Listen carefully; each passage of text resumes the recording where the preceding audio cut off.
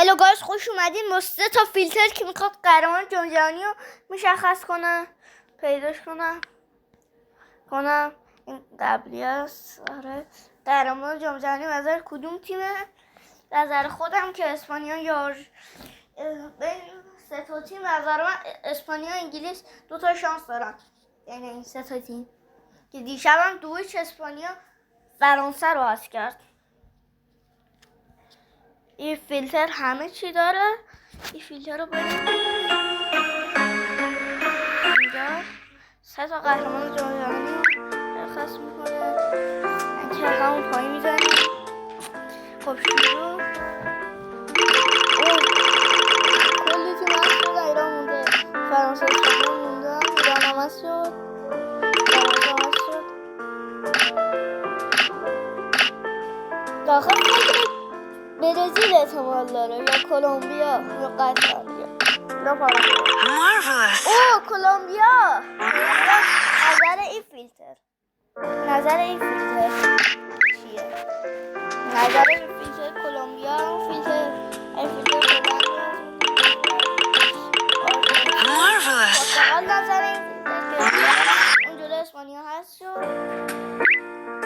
حالا این فیلتر آخری رو خیلی Awesome. الجزایر. یه دور دیگه بزنیم 3 تا فیلتر رو بدیم. زود داره 8 زیمبابوه.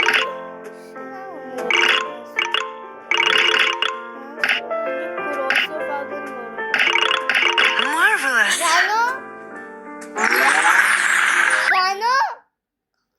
غنا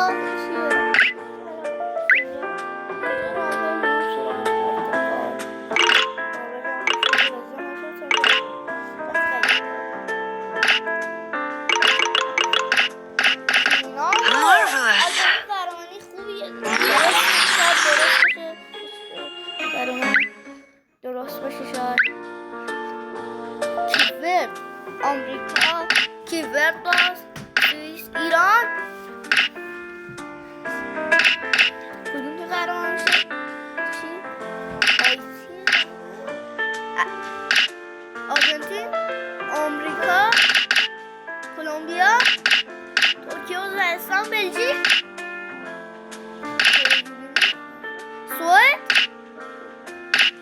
اردن، الجزایر، عربستان، مجبور شد دیگه یکی باشه. پرتغال، آرژانتین، سوئیس، پرتغال.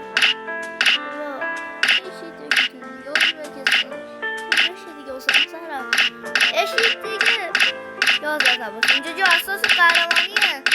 اینجا قهرمانه. رفتینا Fantastic.